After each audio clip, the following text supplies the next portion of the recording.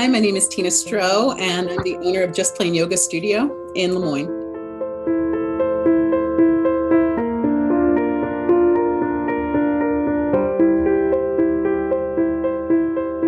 Tina, how has your business been impacted by COVID-19? So the big change for us at the yoga studio has been that we have had to take our classes online. It was either that or nothing at all. Being an entrepreneur, there's always that risk that we could lose everything. We could go, there's bankruptcy. There are all these things that can happen to a small business. But rather than focusing on a negative outcome, it was, okay, how do I positively move in a direction to manage this time period? And how are you doing with the uncertainty of it all? I am able to sit with uncertainty to a certain extent, but having a daughter, an 8-year-old, I think that makes things even more uncomfortable for me, because as a small business owner, not just a yoga teacher, a small business owner, this is my livelihood. This is how I support my daughter.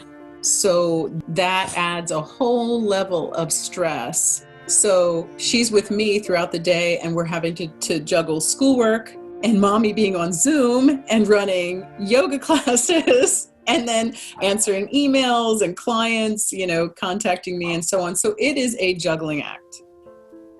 I had to step back and relax into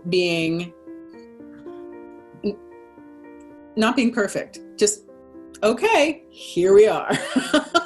She's not getting her schoolwork done every day as scheduled. Oh well. This is our life now. Life is messy right now, and it's okay. Good morning. It is Wednesday, May 6th, and I'm just getting up in the morning, making my morning coffee. Maybe you can hear my daughter laughing. Just about every morning I'm sitting by the computer, getting my coffee and starting a meeting or a yoga class on Zoom. Even though theoretically I don't need to be up for these meetings and on the computer, I find that it's good practice to be here, to be able to help the teacher if she needs anything. So Carrie's beginning her class and helping people to get centered. And as we arrive here together this morning to join in our practice of yoga, let's just take a few cleansing breaths, right? The rain this morning feels really cleansing. I think what's most rewarding for me to see during these meetings is the very beginning of the yoga class, when Carrie greets everybody and the people are chatting with each other, connecting with each other.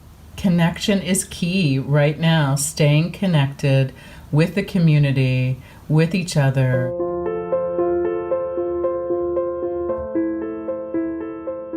Hi.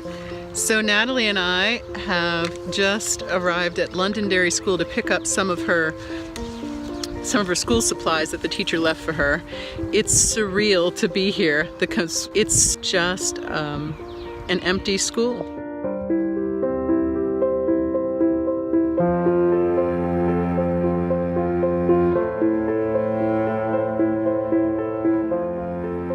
I have learned that the studio can't reopen until we're in the green phase, and I have no idea what that's going to look like. And then the question is, are we going to have to wear masks? Because wearing masks in a yoga studio is it's like contraindicated for yoga, to put something over your mouth to breathe deeply and get a good healthy breath. Also, are we going to have our mats 6 feet apart? We did just map that out, so it reduces our class sizes significantly. So that's going to be a challenge. Will we be able to maintain a brick and mortar? I don't know. So we're just taking it one day at a time and enjoying each other's company. How long do you think your business could survive if you're forced to continue in this way? So how long could we make it going the way we are now? I don't feel good about continuing yoga only on the online platform. Our income would be down. I mean, I would say 60% at least. And if we had to continue, I don't know how strong the community would be. If people who are choosing not to take online classes would eventually come around to taking online classes and boost the income. I don't have a really strong feel. This is unprecedented, across the board for everybody. But right now we're able to remain a little bit above water. But I think if it continues 2, 3, 4 months, we would have to change things dramatically at that point. What would your message be to the general public about small businesses at this time? Every little bit counts.